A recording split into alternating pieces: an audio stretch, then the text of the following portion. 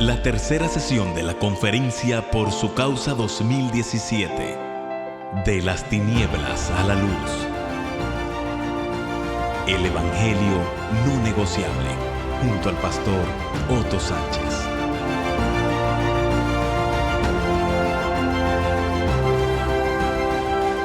Durante todos estos días he recibido muchas llamadas. Yo no sé si los demás predicadores, yo creo que no han recibido tantas llamadas como yo para decirme que están orando por mí.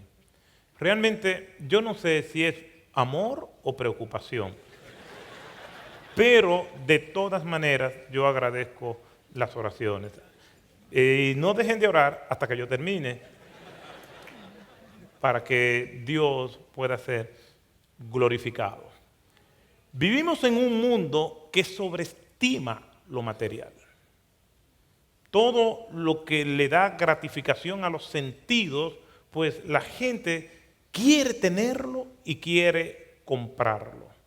Parece ser que la mayoría de las personas tienen esa mentalidad en este mundo, de este lado del sol. Un poeta, Francisco de Quevedo, como burlándose de eso, dijo lo siguiente: madre, yo al oro me humillo.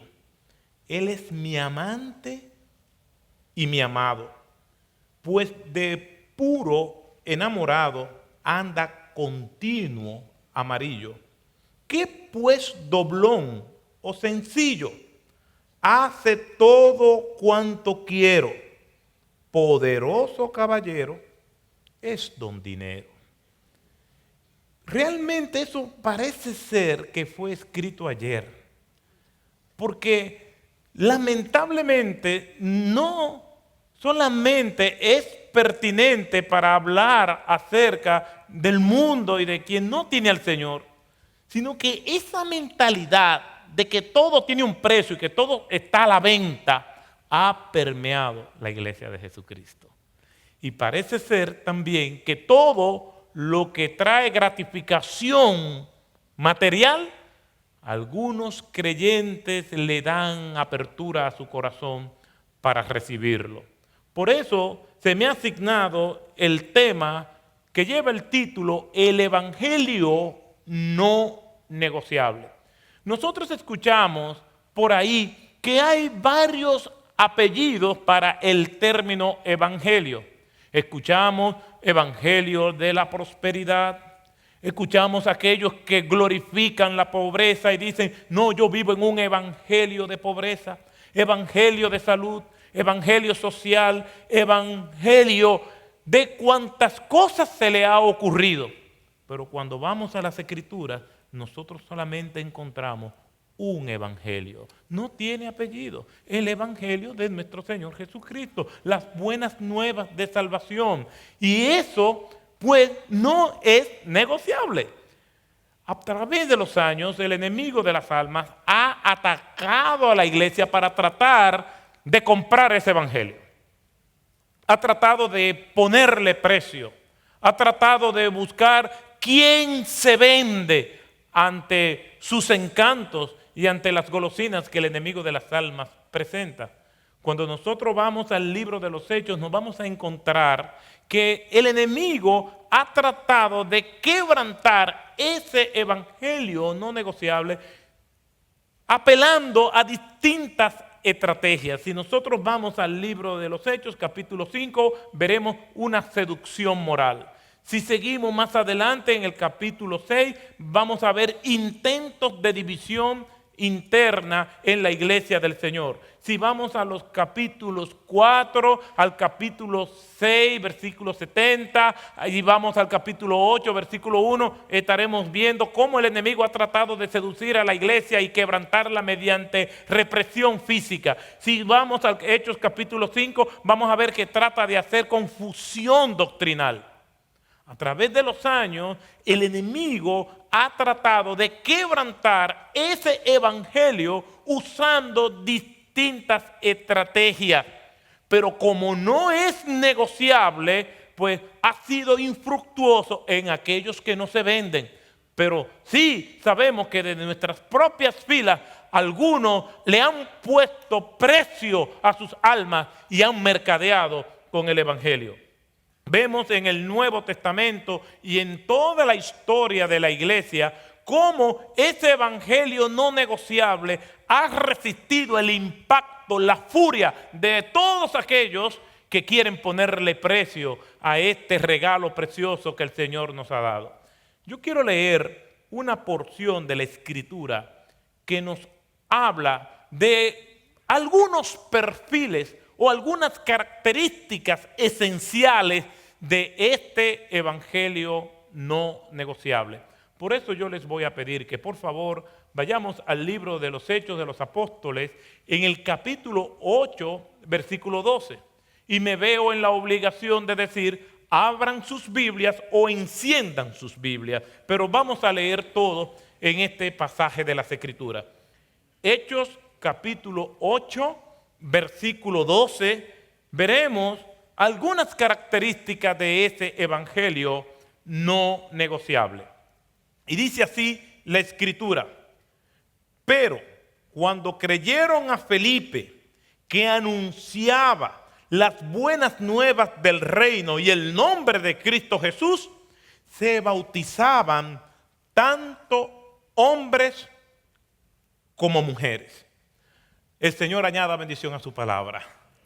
Para nosotros tener una mayor comprensión de este texto, nosotros por supuesto tenemos que irnos al contexto de lo que estaba aconteciendo a propósito de este versículo 12.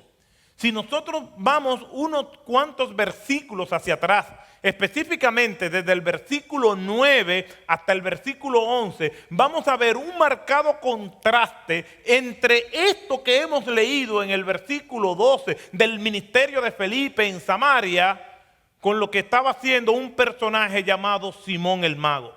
Note que son de los versículos 9 al 11. ¿Y qué es 9:11? Alerta, emergencia, auxilio. ¿Por qué? Porque las actividades de Simón el Mago, pues es una alerta para todos nosotros. Nos dice la Escritura que este personaje tenía confundida, encantada, engañada a toda la ciudad de Samaria. Estaba bajo su hechizo, bajo su influencia. Y lamentablemente, cuando nosotros comparamos el ministerio de Felipe y el ministerio de Simón el Mago, viendo muchos ministerios hoy en día, es más parecido al de Simón que al de Felipe.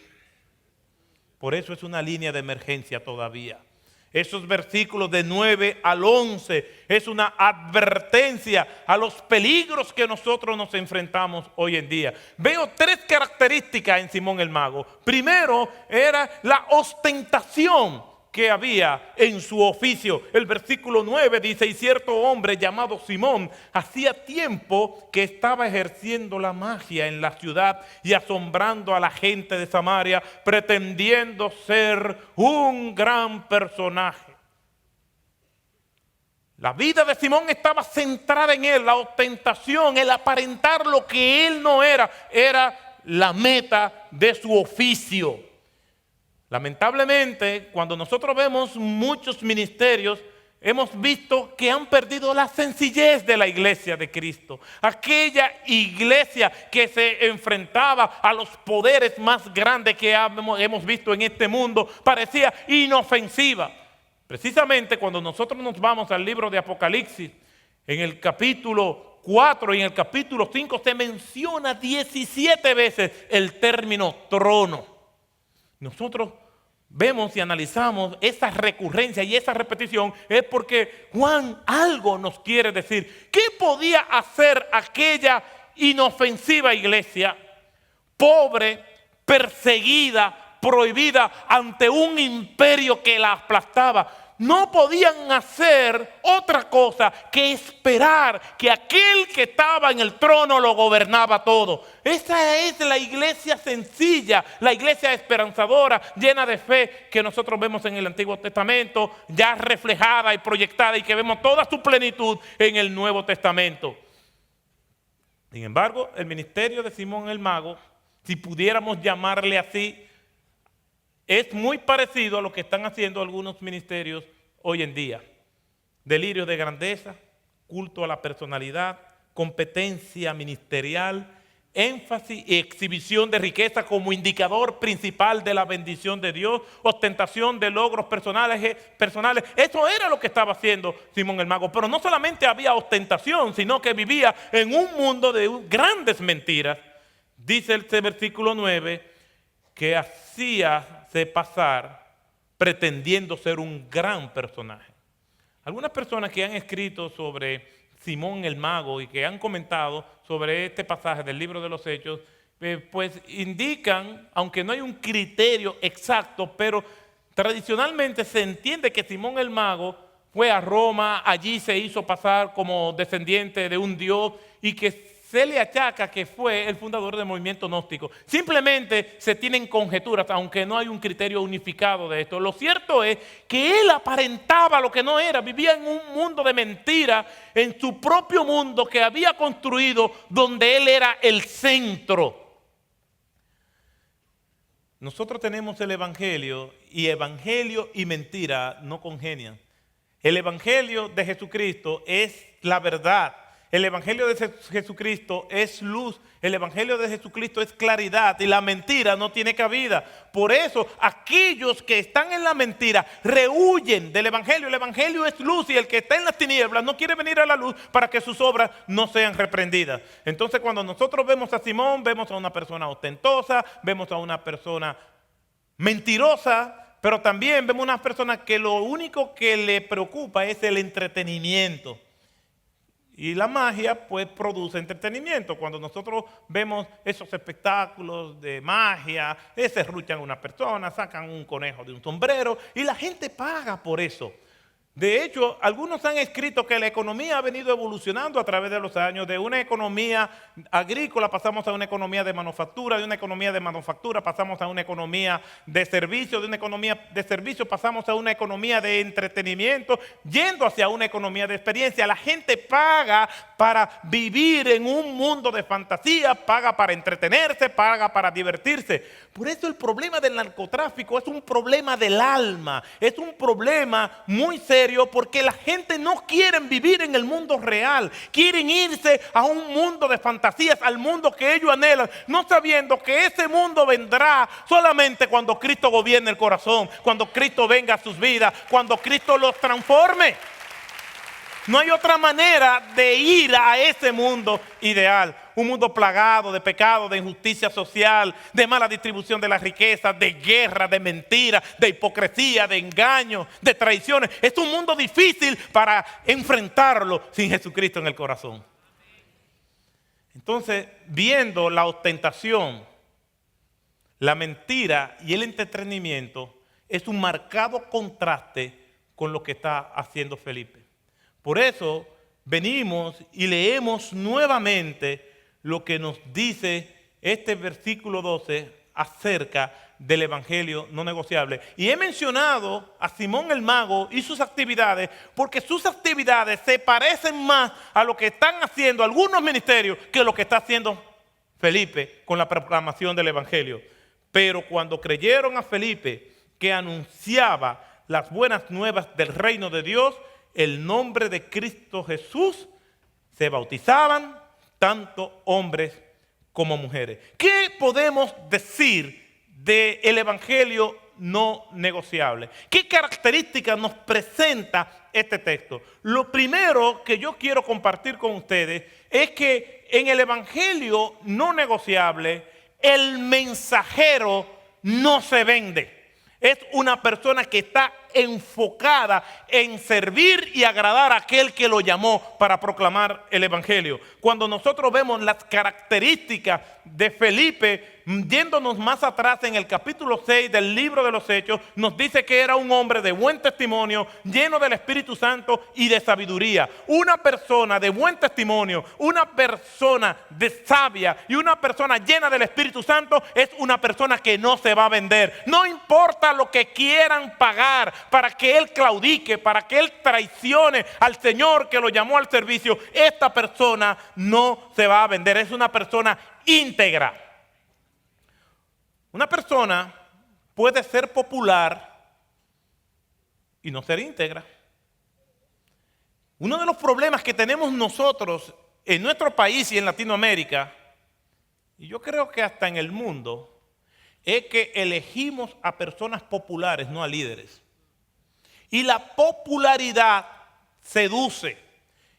Y qué terrible es cuando una persona con popularidad, pero sin integridad y sin capacidad, comienza a gobernar. Yo no voy a mencionar nombres, pero yo sé que por las mentes de ustedes están pasando los ejemplos. Se puede ser político que convoca multitudes, un artista que llena un teatro y un atleta que llena un estadio y no ser íntegro. Se puede eso. Y lo vemos a diario. Pero no se puede ser predicador del evangelio no negociable sin integridad. Porque nuestra vida es parte del mensaje. Porque nosotros no podemos venir y pretender comunicar lo que nosotros no estamos viviendo. Nuestro mensaje está respaldado por nuestro estilo de vida. Cuando nosotros vemos a Felipe, es una persona santa, es una persona sabia, es una persona de buen testimonio. A los predicadores y a los pastores se nos dice en 1 de Timoteo que tenemos que ser irreprensibles en el capítulo 3. Se puede ser un buen político y ser un mal amante. Se puede ser un buen artista y un mal padre, pero no se puede ser un buen predicador y tener toda nuestra vida en desorden. ¿Por qué? Porque el mensaje no negociable, el evangelio no negociable, comienza con el perfil de quien predica. Tiene que ser una persona de integridad, sino que se vaya a otro lugar, pero no a ocupar un púlpito. Parece ser como que uno es muy duro o legalista, pero esto es para mí también. Por eso es que hay tanta gente orando por mí, precisamente por eso. Pero cuando nosotros vamos a las Escrituras, vamos a ver cuál es el perfil de aquel que proclama la verdad de Dios. Si nos vamos a Esdras capítulo 7, versículo 10, se nos dice que Esdras había dedicado toda su vida a estudiar la ley de Dios, a aplicarla a su vida y a enseñarla a otros. Ese es el perfil. El evangelio no negociable comienza con quien predica. Cuando nosotros nos vamos a Mateo capítulo 7, versículos 28 y 29, cuando Jesús ya ha terminado el sermón del monte, la gente se admiraba de su doctrina, pero también se admiraba de su testimonio. Habla como quien tiene autoridad.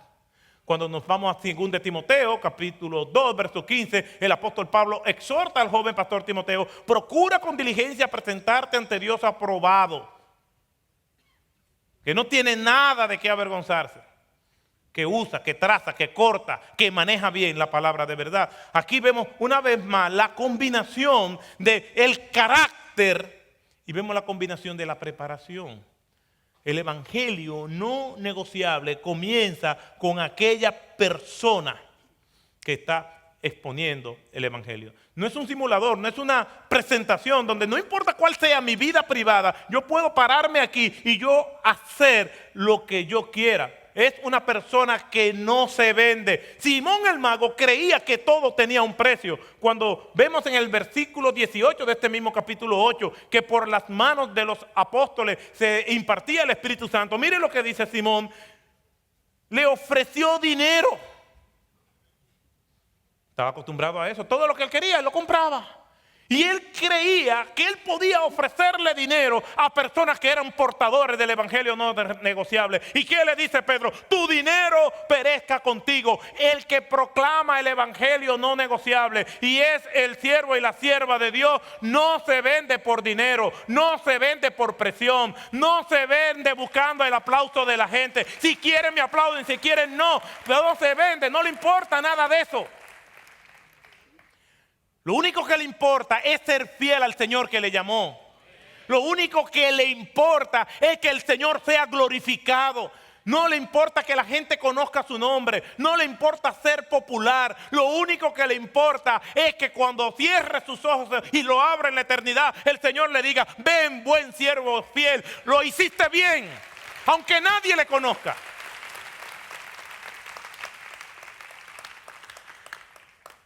Los siervos y siervas de Dios a través de la historia no se venden. Es Policarpo siendo devorado por las llamas por no claudicar. Es Ignacio de Antioquía rumbo a Roma sin retroceder en su fe. Dijo lo siguiente, y lo cito: voy a Roma para ser trigo de Dios, molido por los dientes de la fiera y convertido en pan puro de Cristo. Es Lutero frente a Carlos V diciéndole: no voy a retractar cosa alguna. Aquí estoy, que Dios me ayude, amén. Los siervos de Dios no se venden. Es el valiente discurso de Nicolas Cop en la Universidad de París en el año 1533, en momentos muy peligrosos para los que estaban abrazando la reforma. Dijo: la salvación solamente viene por Cristo y es otorgada por su pura gracia. Los hombres de Dios no se venden, no claudican, proclaman la verdad con valentía, con pasión, con amor, pero sobre todo con fidelidad al Señor que los llamó a predicar la palabra. Spurgeon dijo: necesitamos hombres ardiendo al rojo vivo, que irradien el fuego con tan intenso calor que no podamos siquiera acercarnos sin sentir que nuestros corazones se están quemando. Hombres como relámpagos lanzados desde la misma mano de Dios. Que no se vendan, que no tienen precio, que no se llenen los ojos con las golosinas de este mundo. Eso es lo que pasa con muchos funcionarios públicos, con muchos servidores. Están puestos para servir y después quieren ser servidos. Eso que pasa con algunos ministerios, que cuando comienzan a recibir el respaldo de Dios o la ovación de la gente, se le llenan los ojos. Pierden la sencillez. Pierden la sensibilidad. Y al igual que Simón, pretenden ser grandes. Pero los conceptos de grandeza de este mundo son totalmente contrarios a los conceptos de grandeza del Señor. El que quiera ser mayor allá, tiene que ser menor acá. Esas son las paradojas de Cristo. Por eso mucha gente no procura la humildad, porque este mundo no estimula la humildad. La humildad y la sencillez se confunde con debilidad. Y nadie quiere mostrar debilidades, sino fortaleza. Y el orgullo, los cánones de grandeza que rigen este mundo, son puestos muy atractivos como para que aún los creyentes lo queramos desear. El evangelio no negociable comienza con un mensajero que no se vende. Durante la Edad Media, el evangelio se vendió. Acuñando la frase de Dietrich Bonhoeffer, se volvió una gracia barata, pisoteada, vilipendiada, quitándole la esencia al evangelio de Dios. Pero gracias por Jesucristo, que siempre ha mantenido un remanente fiel que ha llegado hasta el día de hoy. Lo segundo que nosotros vemos en este pasaje es que el evangelio no negociable no es adulterado en su contenido. Cuando nosotros vemos el ministerio de Felipe, dice la Escritura que él anunciaba las buenas nuevas del reino de Dios y del nombre de Cristo. Él no vino a hablar de otra cosa a Samaria. Él no vino a dar un testimonio. Él no vino a decir que él era uno de los diáconos más queridos en la iglesia de Jerusalén. Él no vino a decir nada de eso. Él no vino a contar fábulas. Él no vino a contar acerca de sus logros personales. Él no vino a ostentar de cómo Dios los respalda. Él vino a Samaria a predicar el evangelio. Nada más. Él no necesita otra cosa que proclamar lo que el Señor le ha dicho que proclame. El evangelio a través de los siglos, mediante la infiltración de un pseudo evangelio, ha venido a ser adulterado. No solamente durante este periodo de oscurantismo de la Edad Media, sino hasta el día de hoy. Cuando nosotros escuchamos ciertas predicaciones y lo que hacen ciertos predicadores, ¿cómo se atreven a llamarle eso evangelio? Cuando un predicador dice que tu mejor momento es ahora, ¿cómo te atreves a llamarle evangelio a eso? Cuando no quieres predicar lo que la Biblia dice porque eso ofende a la gente, ¿cómo atrevemos a llamarle evangelio a eso? Eso podrá ser otra cosa menos el evangelio. El evangelio confronta, pero da esperanza. El evangelio nos enrostra nuestra realidad del pecado y nos muestra la solución que hay en Cristo Jesús por su gracia admirable. Felipe fue allí a predicar el evangelio. Hay un gran contraste entre Simón haciéndose pasar por uno grande, queriendo ser el centro de su oficio, que con Felipe aquí predicando el evangelio de Jesucristo. Es lo único que él necesita, un hombre de integridad, mas el evangelio es fuego del cielo, mis hermanos. Y allí estaba Felipe. Toda la ciudad de Samaria quedó impactada por el evangelio. Y me imagino a las personas detrás de Simón, viendo el conejito que sale del sombrero, el bombillo que se prende con la oreja, el serruchando a las personas en medio de la caja. Y estaban entretenidos con todas estas cosas. Hasta que vino una persona que le predicó, que los confrontó y acudieron en masas queriendo ese Cristo que se le predicaba. Cuando nosotros vamos a la palabra de Dios en 1 Corintios capítulo 2, versículo 1 al 5, el apóstol Pablo no puede ser más claro. Cuando fui a vosotros, hermanos, proclamando el testimonio de Dios, no fui con superioridad de palabras o de sabiduría, pues nada me propuse saber entre vosotros excepto a Jesucristo y a este crucificado. Y estuve entre vosotros con debilidad y con temor y con mucho temblor. Y ni mi mensaje ni mi predicación fueron con palabras persuasivas de sabiduría, sino con demostración del Espíritu y de poder, para que vuestra fe no descanse en la sabiduría de los hombres, sino en el poder de Dios. Evangelio significa poder de Dios, porque no me avergüenzo del evangelio, porque es dinamita, es explosión de Dios. Eso es lo que tenemos que proclamar el evangelio, no tenemos que agregarle más nada. Y por ahí vemos historias, testimonios, todo, un montaje de contenido que no tiene nada que ver con el evangelio.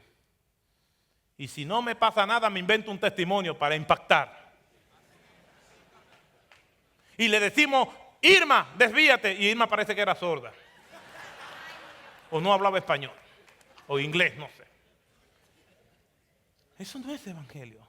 Evangelio es proclamar lo que dice la palabra de Dios. No necesitamos otra cosa. Dice 1 de Pedro capítulo 2, versículo 2. Desead como niños recién nacidos la leche pura de la palabra de Dios, para que por ella crezcáis para salvación. La leche pura es la palabra de Dios, el evangelio. Si no es puro, no es evangelio. Y una vez que tengamos el evangelio, tenemos que exponerlo correctamente. La palabra de Dios solamente es poderosa si no está adulterada. Como una medicina no tiene efecto si está adulterada. Mucha gente que anda hablando, no podemos hablar en nombre de Cristo si lo que estamos diciendo no es lo que Cristo dijo. Parece ser como que en estos últimos tiempos, como dice la Escritura, la gente está más presta a escuchar lo que quiere escuchar. Y las iglesias se valen más del marketing que de la unción del Espíritu Santo. para hacer investigación de mercado, para ver qué es lo que a la gente le gusta, para entonces darle eso. Pan y circo, como hacían en los días del Imperio Romano. Dale pan y circo para que la gente se entretenga. Dale pan y circo como hacen algunos gobiernos populistas para adormecer la conciencia de las personas. Y vamos a venir a la iglesia y nos vamos a encontrar también con pan y circo. Pues no, lo que queremos es el evangelio. Lo que queremos es que nos hablen de Cristo, porque eso es lo único que transforma una vida y por ende lo único que transforma una nación. Es el evangelio.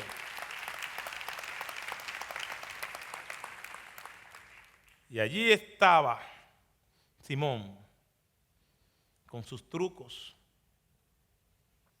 con sus actos de magia, hasta que llegó Felipe. Quebró Simón, se fue a la bancarrota. Porque cuando tenemos el evangelio no necesitamos más nada. Dice la Escritura que todo aquel que vive en el evangelio está completo en Cristo. Ustedes no ven que nosotros estamos completos en Cristo y lo que hacemos es nutrirnos de su palabra, buscar más su rostro y meternos cada vez más en la oración. Pero no andamos buscando a ver que por allí está fulano, que por... No, ya estamos llenos en Cristo.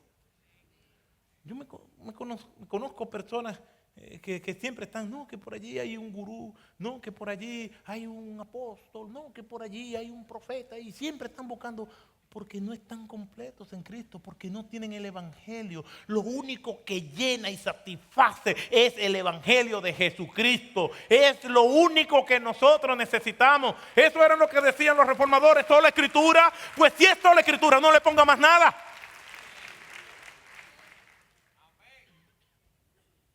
Usted sabe que muchas iglesias, le digo iglesia para ayudarla,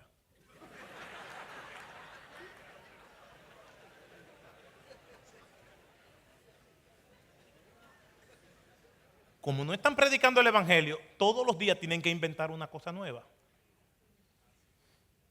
Por eso es que pienso cuando Jesucristo estaba siendo tentado por Satanás, que lo llevó al pináculo del templo, la parte más alta del templo por donde se podía caminar, y le dijo, tírate, escrito está, el Señor va a enviar tus ángeles cerca de ti y te cuidará para que no te lastime. Y yo me he puesto a pensar que eso desde el punto de vista mercadológico,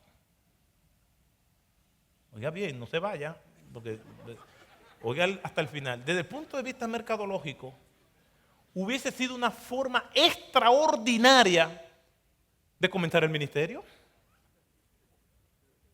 Imagínese llegando a las personas al tiempo de la oración y está Cristo allá en el pináculo y se mueve para aquí y para allá y la gente comienza a agolparse y mirar para allá. Oh, pero hay alguien que se está moviendo, y cuando ya hay mucha gente viene Cristo y se tira al vacío y la gente se vuelve frenética y exclama, uy, ¿qué es lo que va a pasar? Se va a morir, y de repente vienen legiones de ángeles y flotando y levitando llegan y Cristo dice, yo soy el Mesías. Extraordinario. ¿A ustedes les gustó también? Pero no fue así. ¿Sabe por qué no fue así? Porque Cristo siempre evitó el sensacionalismo, el espectáculo. Si quieres seguirme a mí, toma tu cruz cada día, niégate a ti mismo y ven y sígueme. Eso es el evangelio. No es por lo que Cristo me pueda dar, no es por lo que Cristo pueda hacer, es por lo que Cristo es, por lo que Cristo hizo en la cruz del Calvario. Pero cuando escucharon la predicación de Felipe, que predicaba acerca del reino de Dios y las buenas nuevas de Cristo, la gente se convertía en masa, se olvidaron de Simón. El pobre Simón se quedó ahí en su puesto sin nadie y la gente acudiendo, porque la gente buscaba aquello hasta que se encontró con Jesucristo. Un ejemplo de esto somos todos nosotros. El evangelio no negociable no es adulterado. En el evangelio no negociable no hay espacio para el show, para la pose, para la simulación. En el evangelio no negociable lo que hay es poder de Dios. Dejémosles a Simón y a sus seguidores el show. el abacadabra, y nosotros prediquemos la palabra.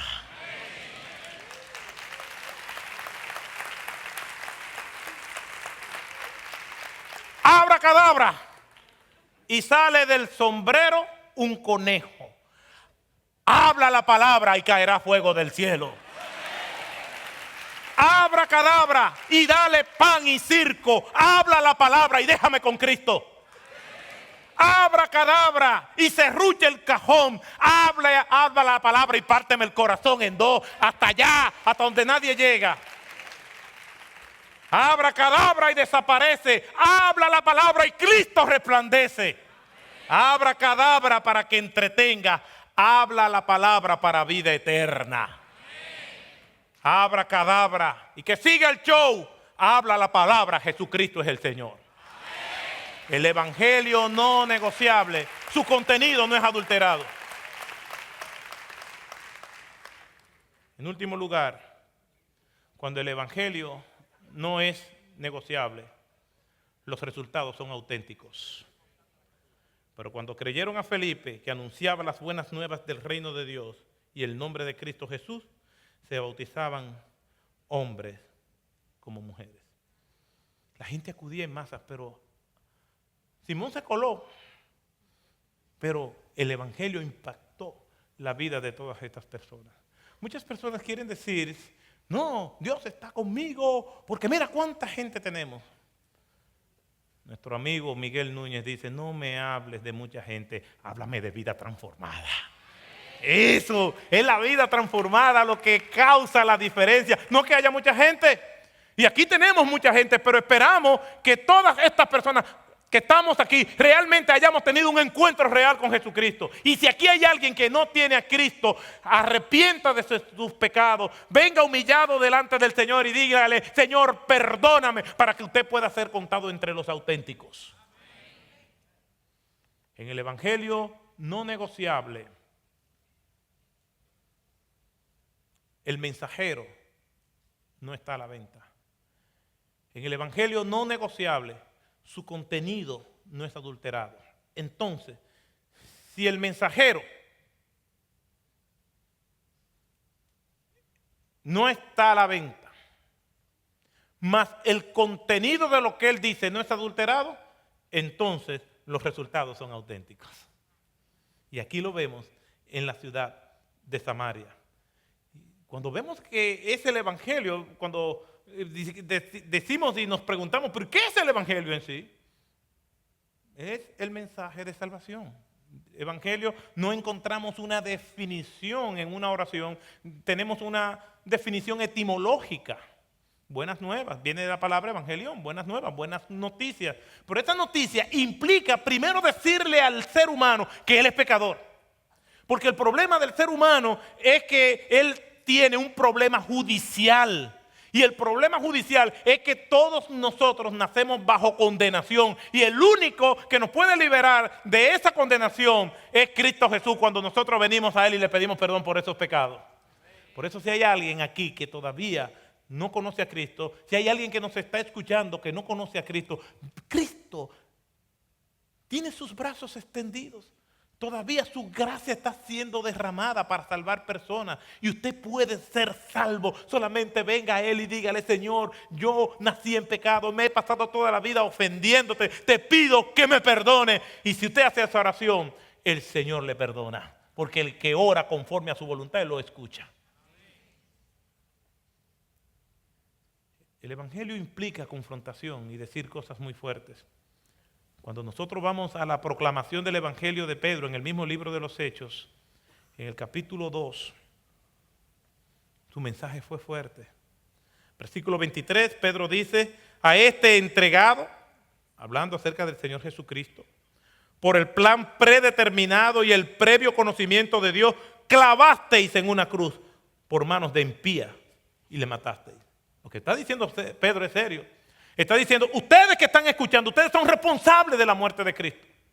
Claro, todo estaba dentro del plan de Dios, pero ustedes mataron a Cristo. Ustedes son culpables. En el versículo 36 dice, sepa pues con certeza toda la casa de Israel que a este Jesús a quien vosotros crucificasteis, Dios lo ha hecho Señor y Cristo. Y vuelve y dice, ustedes lo crucificaron, ustedes son culpables. Eso fue lo que le predicó Felipe. Al Cristo que vino a morir por su pueblo para traer salvación y vida eterna. Esto fue lo que predicó Felipe. Esto es el Evangelio.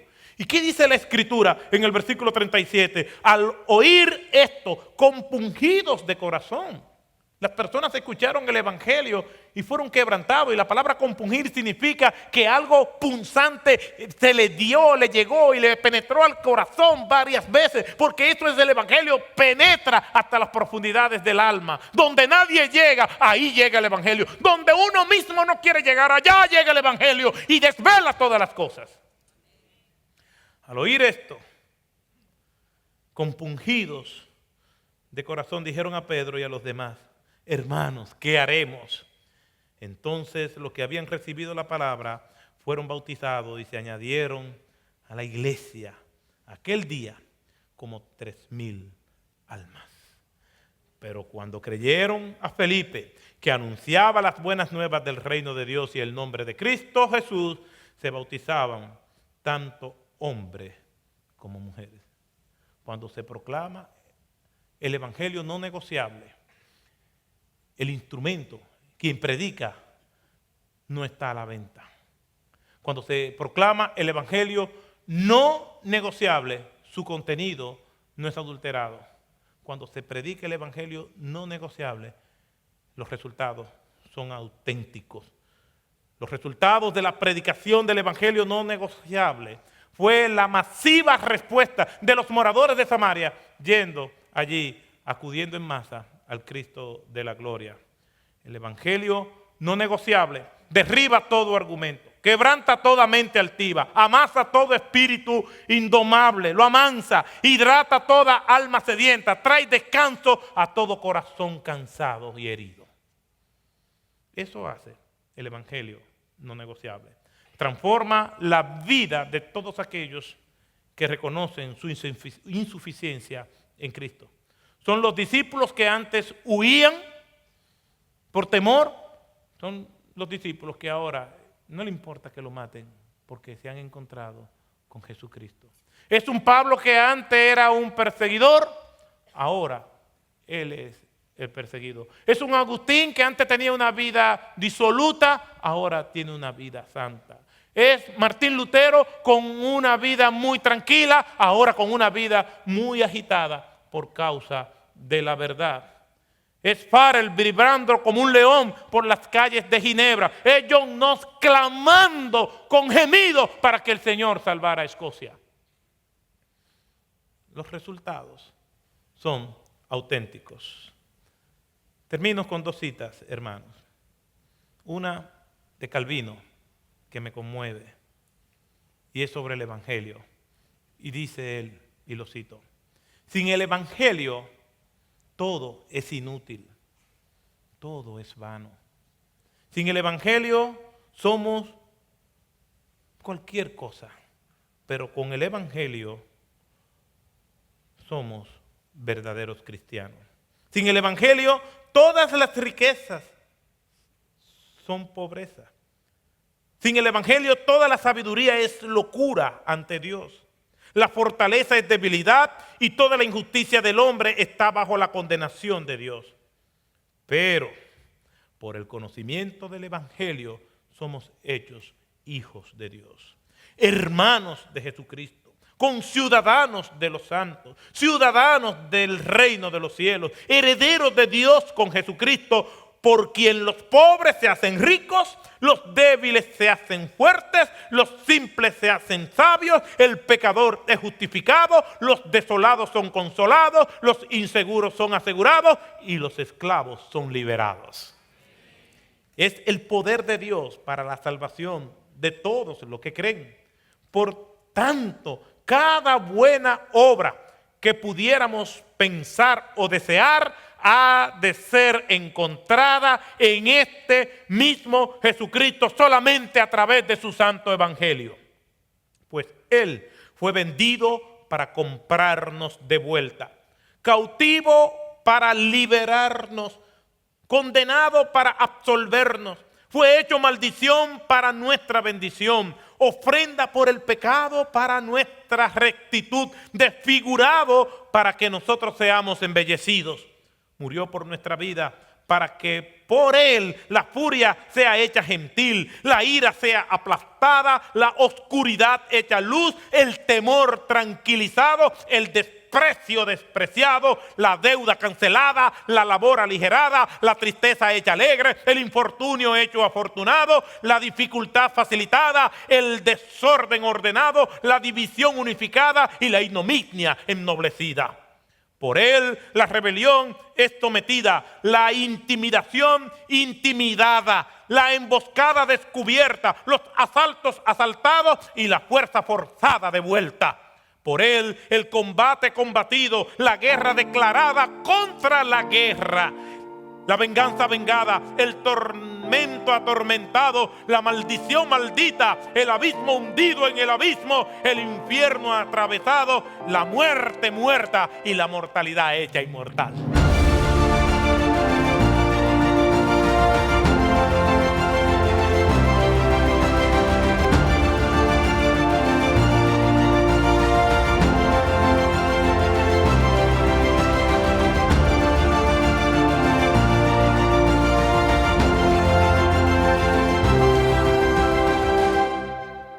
Una producción de Ministerios Integridad y Sabiduría. Prohibida la reproducción total o parcial de este contenido sin autorización previa, expresa y por escrita de nuestro ministerio. Para mayor información, escríbanos a info@integridadysabiduría.org.